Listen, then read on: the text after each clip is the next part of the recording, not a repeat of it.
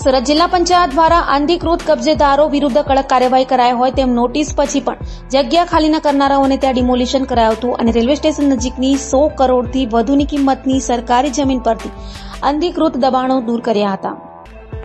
સુરત જિલ્લા પંચાયત દ્વારા railway station નજીકની 100 કરોડથી વધુની કિંમતની સરકારી જમીન પરથી અનધિકૃત દબાણો દૂર કરાયા છે. સુરત રેલવે સ્ટેશન નજીક દિલ્હી ગેટ રિંગ રોડના ward number 7 city survey number 6 ની અંદાજે 8037 ચોરસ મીટર વિસ્તારની જિલ્લા પંચાયતની માલિકીની કિંમતી સરકારી જમીન પર શ્રી અંબિકા ઓટોમોબાઇલ્સ તથા રાણા ટ્રાવેલ્સ દ્વારા અનધિકૃત રીતે દબાણ કરી કબજો જમાવ્યો હતો. નોટિસ આપ્યા પછી પણ ખાલી જગ્યા ન કરતા આ દબાણો જિલ્લા પંચાયતે ડિમોલિશનથી તોડી પાડ્યા છે.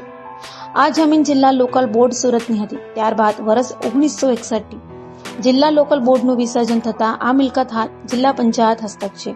વર્ષ 1960ના અરસામાં ઉપરોક્ત પેઢીઓને આ જમીન માત્ર 7 વર્ષ માટે લીઝ પર આપવામાં આવી હતી.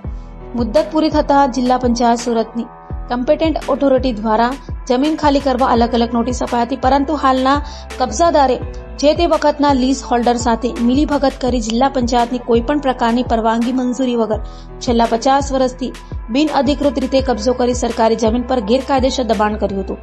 આ દબાણ દૂર કરવા જિલ્લા પંચાયતે કાર્યવાહી શરૂ કરતા દબાણ કરતા કોર્ટમાં ગયા હતા, જેમાં જિલ્લા પંચાયતે અસરકારક બચાવ કરતા નામદાર કોર્ટે જિલ્લા પંચાયતની તરફેણમાં કેસનો ચુકાદો આપ્યો હતો. તેમ છતાં દબાણકર્તા દ્વારા સ્વેચ્છાએ જમીન ખાલી ન કરતા ગુજરાત જાહેર જગ્યાઓ એટલે કે અનધિકૃત કબજેદારોને ખાલી કરાવવા અધિનિયમ 1972 હેઠળ 12 મે 2025 થી એક માસમાં દબાણ દૂર કરવા આખરી હુકમ કર્યો હતો. જો કે 26 જૂન 2025ના રોજ ફાયર વિભાગ, પોલીસ તંત્ર, ઇલેક્ટ્રિસિટી વિભાગ, અન્ય સંબંધિત વિભાગને સાથે રાખી મધ્યરાત્રિએ સ્થળ પર હાજર જિલ્લા પંચાયત પ્રમુખ તથા જિલ્લા વિકાસ અધિકારીની હાજરીમાં ડિમોલિશન કરી સરકારી જમીન પર બિનઅધિકૃત દબાણ કરનાર અંબિકા ઓટોમોબાઇલ સંચાલિત પેટ્રોલ પંપ અને રાણા ટ્રાવેલ્સનું કારખાનું તોડી પાડવામાં આવ્યું છે.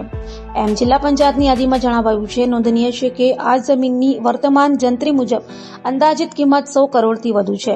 જિલ્લા વિકાસ અધિકારી શિવાની ગોયલે જણાવ્યું હતું કે જાહેર મિલકતો પર કરાયેલા બિનઅધિકૃત દબાણો દૂર કરવા માટે કડક કાર્યવાહી કરવી અત્યંત આવશ્યક છે. આગામી સમયમાં આવા પ્રકારની અન્ય અનધિકૃત દબાણો સામે પણ સખત કાર્યવાહી કરવામાં આવશે. જિલ્લા પંચાયત પ્રમુખ ભાવિનીબેન પટેલે જણાવ્યું હતું કે જ્યુડિશિયલ બાબતના કારણે ઘણા દાયકાથી આ બિનઅધિકૃત દબાણ દૂર કરવાની કાર્યવાહીમાં સફળતા મળી ન હતી, પરંતુ આજે લાંબા સમય બાદ દબાણ દૂર કરવામાં આવ્યું છે અને જિલ્લા પંચાયતની કરોડોની જમીન પર મેળવવાની મોટી સિદ્ધિ પણ મળી છે.